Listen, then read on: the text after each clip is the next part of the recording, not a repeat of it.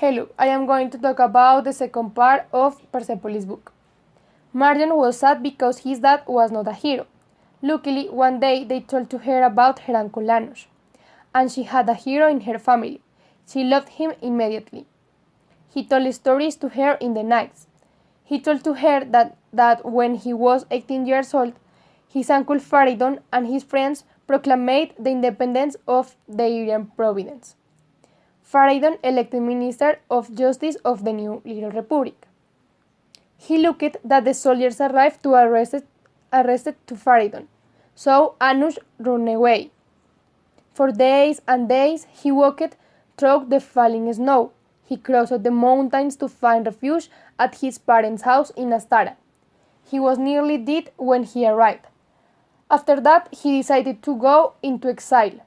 He went to the Urs, and Marjan and Nush were talking in the night with a hot chocolate.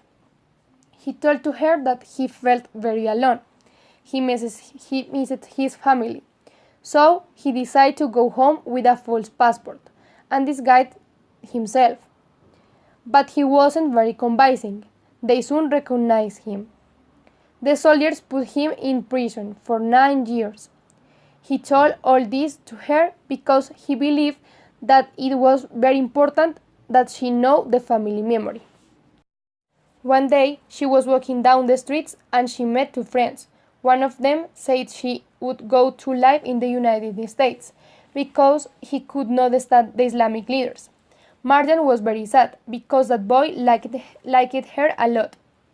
Likewise, many of her family decided to leave the country, but her parents did not want to do it because they would not find opportunities there.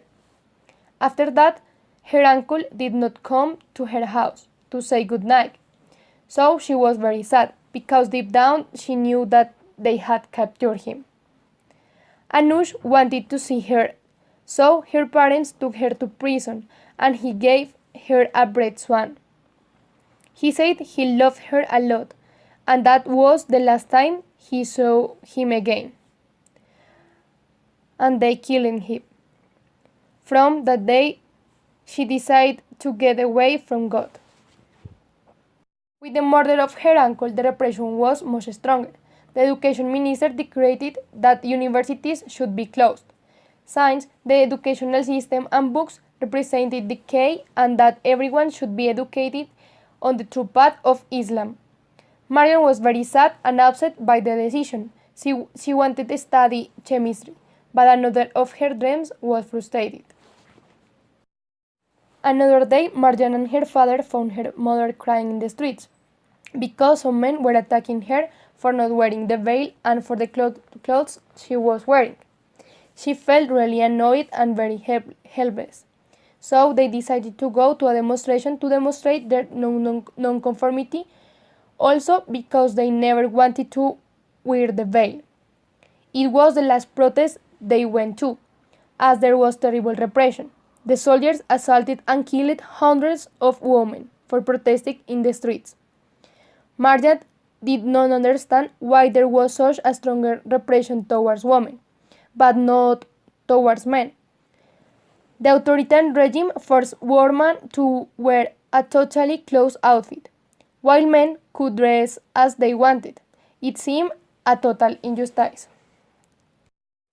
That's all. This part of the book explains and introduces the context of the war and how Marjan, as she grows up, interprets the things that happen around her and builds herself up as a critical woman. Thank you. Bye.